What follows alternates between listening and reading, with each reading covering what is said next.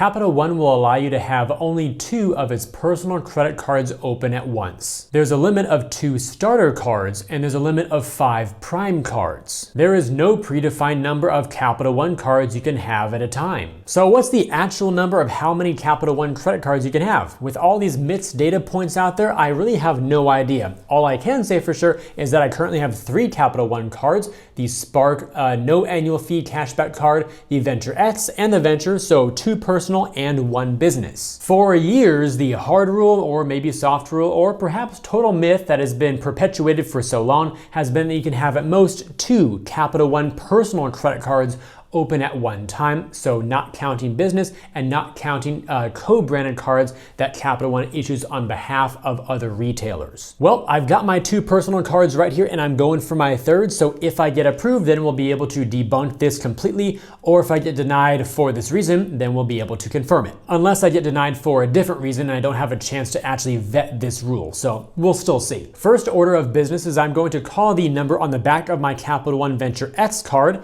and see if a live representative can tell me at least what their perspective is on the hard 2 Capital One card rule. Thank you for calling Capital One, located in Tampa, Florida. My name is Jen. May I please have your first and last name? Hi Jen, this is Jeffrey Reese. Thank you so much, Ms. Reese, for verifying that information. How are you doing today? I'm doing very well. How about you? I'm also doing well. Thank you for asking. Good. How can I help you? So I'm looking at applying for either the Savor or Savor One credit cards. But I've heard that Capital One may have a limit on if you already have 2 personal cards, any more would for sure be a denial. Is that some sort of hard rule? I've not heard that. So I've got the Venture X and the regular Venture. If I want to go for the Savor as well, per what you understand, there should not be an issue with that just based on the number of products. Yeah, I've seen people with multiple accounts. So, no, I don't think that's an issue, sir. Awesome. Okay, well that's all I needed to know. I thank you for clarifying that for me. And there you have it. So let's go apply for that Savor One card and see if this actually holds true. So now here I am on Capital One's site. They do have 3 different versions of the Savor card for their standard applications, plus a 4th version if you are a student. So I'm going to go for the Savor One with no fee. Apply now. Now before I fill this application out and submit it, I want to point out something that is extremely critical for all of you to be aware of if you decide to apply for your own Capital One card. As you scroll down on their application landing pages, you'll find a box here that says Capital One application terms. It goes over the rates, the fees, all that stuff that you want to be aware of. But even more importantly here, before you even submit, I want you all to scroll down and you'll find a section, as we keep going here, it's probably about halfway down. It's under additional disclosures and terms and conditions. Right below that, it then starts off by saying, I understand that I am not eligible for this offer if, and then a bunch of bullet points that follow from there.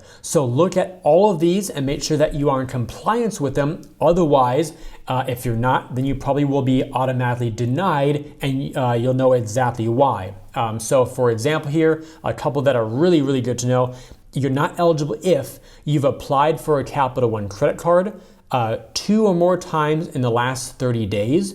If you have a past due Capital One credit card account, if you are over your credit line on even a single Capital One credit card, if you've had a Capital One card that's been charged off in the past year, or interestingly at the very bottom, if you've implemented a credit security freeze or credit lock with 1 or more of the credit bureaus. Ooh, I almost forgot about this one too. They mentioned here that if your monthly income does not exceed your monthly rent or mortgage payment by at least $425. Now, despite the fact that they mentioned that if you have a credit security freeze or lock on one of your reports with the bureaus, that you would be ineligible, I did exactly that about a year ago with my Capital One Venture X application. I froze Experian, that way they could only access TransUnion and Equifax. So 2 out of the 3. Normally Capital One pulls all 3 bureaus when you apply for their cards. However, normally I wouldn't really care if 1 extra inquiry goes on a different report. I wouldn't want 3 inquiries on 1 report. That would not be great. But if it's 1 across different reports, I usually don't care that much about it. But because I have the greatest number of inquiries on my Experian report, I've got that screenshot right here actually. For Experian, I've got 10 inquiries right now Capital One tends to be kind of sensitive to new inquiries and newly opened accounts. I would rather them not see that. On TransUnion, I believe I only have 5 inquiries, and Equifax, I just have 1. And in the past, I think 6 months or so, I just had, I think, 1 inquiry, maybe even 1 in the past 12 months on those other reports. Experian for me gets hit the hardest when I apply for new cards. And so if I can potentially shield that from Capital One and not have them see my greatest number of inquiries, maybe that will put the odds of approval more in my favor. So I have another tab open here. I'm just going to type in Experian credit freeze, and that should bring me to their page on Experian's site, their freeze center. Manage your freeze for free. I can now go ahead and log in. Username and password. Okay, we're now in. It says that my file is unfrozen, so I'm going to toggle that over to frozen. Sign out of that, and then back over to Capital One site, and we'll scroll up to the application here. I believe I can log in as well. Yes, if I already have a Capital One account, they can pre-fill a lot of the application for me, like my name, my birthday, SSN, all that type of stuff, which I wouldn't really show you anyway. It's all just personal information. So I'm gonna go ahead and log in and pre-fill this application. You can do the same. Otherwise, just go through the text fields, and then we'll, of course, pause at the very end, and I'll show you when I submit and what the result ends up being. Okay, so for that first part there, it was just my name, my birthday, SSN or ITIN, whichever one you have, and then also your citizenship here if you're a US citizen, and if you have citizenship in another country. So I selected all those, filled them out, and now I'll do continue. And on this page, it asks you for your address, your phone number, and your email, and then what type of phone number it was, mobile, home, or work. I just zoomed in really big here so that way I could scroll down further and hide all that information, but those were the things that you had to be aware of and fill out for that page. Now I'll do continue again. All right, and on this page, nothing has been pre-populated here. So I'll show you this in its entirety. You'll type in your employment status here, whether it's employed, self-employed, retired, student, unemployed, or other. We have the annual income, your monthly rent or mortgage payment. If you have any bank accounts, whether it's checking, savings, both, neither, etc. It doesn't have to be with Capital One, by the way. If you've got with B of A, Chase, that's fine. Your credit card spend per month, that is an optional field. You don't have to include that. Let's see, how often do you carry a balance on your personal cards? It's either never, sometimes, often, always. That field is also optional. You don't have to fill that out. If approved, do you intend to use your credit card for cash advances? Optional. I'm gonna say no for that. Let's see, if offered, do you plan to transfer any balances from other non-Capital One cards, like to take advantage of a 0% APR period, for example? No, I don't plan to do that either. I will fill out those 2 optional fields. Then going back up a bit, do I plan to carry a balance for that optional field? I'm not going to select an option for that one, because I'm not sure if the bank wants, to favor people who do carry a balance and pay some interest, but I don't know their algorithm. So for that one, I'll leave it blank.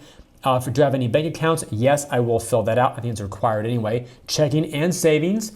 Monthly card spend per month, optional. I will leave that one blank.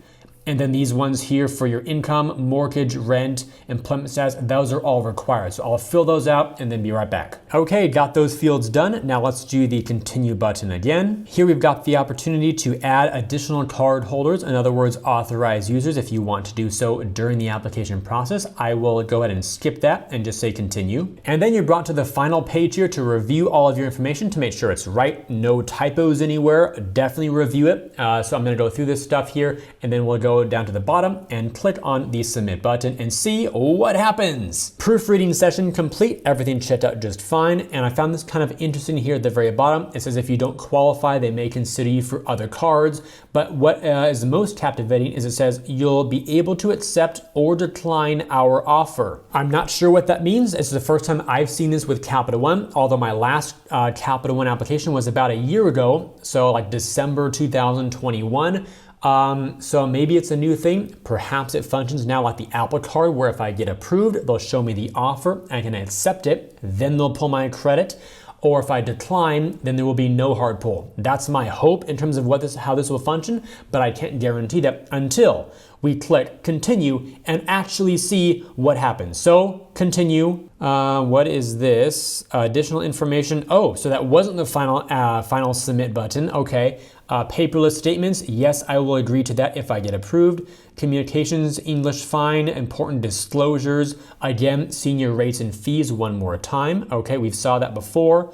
And now continue one more time. So it's like a little bit of a teaser. Now let's do the official countdown. 3, 2, big 1, and smash. Third button, okay. By clicking on the submit application button, I am acknowledging. Let me scroll up a little bit here. Okay, I've read all this stuff, I agree. I authorize them to check my credit, employment history, verify with third parties. Yep, all fine. Now let's submit. 3, 2, 1, again, boom. Validating, reviewing, processing. Ooh, what is this here? Jeffrey, we can't approve you for the Saver 1 that you applied for. However, we have a Saver 1 with adjusted terms for you. How intriguing. Okay, what you applied for, Saver 1, why wasn't I approved? When we can't approve you for the card you applied for, we may consider you for a modified version of the card. Okay, scroll over. What you are approved for, credit line $10,000. I like that, but let's see what's different here. Let me scroll back out. Annual fee still $0, okay. Unlimited rewards, okay. 3% back on dining, entertainment, popular streaming. Okay, so the rewards categories are still the same. New card member offer. Earn a one-time $200 cash bonus. Okay, so what I'm eligible for is getting the card product, but with no welcome offer. And furthermore, it says this offer is only valid during this session and cannot be retrieved if you close or refresh this page. Your browser becomes idle for 40 minutes or longer, and if your session expires. How interesting. Oh, my APR is gonna be 28.49%, although I don't carry balances, so for me, it's like 0 because it doesn't apply, but very high if you do have to carry a balance. How interesting. So I can decline the offer and exit. I'm assuming that is with no impact to my credit report. Let me check my phone real fast. Oh, no. Actually, I did get a hard pull on my credit report. I've got, let's see, TransUnion sent me an alert via Credit Karma that focuses for you all, that I got a hard pull here, again on TransUnion. So I'm wondering if, because I had Experian frozen, that they made me ineligible for the welcome offer, like they said in their terms. If you have one or more of your bureaus frozen, then you will not be eligible for the offer. I cannot guarantee that's the one and only reason why I was not eligible for the welcome bonus, but it would make a heck of a lot of sense if that's the reason, because of what we saw in the terms that I agreed to when I applied here, because I had my bureau frozen. So what should I do here? What would you all do? If you already had 2 Capital One cards and you had a bureau frozen, like they said you could not do, but you got approved for the card with a $10,000 limit, no annual fee, ongoing 3% cash back on dining, entertainment, streaming, and grocery stores, and also I believe like 5% back on Capital One travel as well, plus the additional 10% back on Uber, which was just announced I believe as of today. So that's pretty much one of the most powerful no annual fee cashback cards on the planet. Yeah, I'm going to accept this. Let's go. Confirming my selection. Boom, confetti, I love that. It's always a fun effect. I'm approved for the Saver 1 card. I will receive it in 7 to 10 business days, $10,000 limit. Almost 30% APR.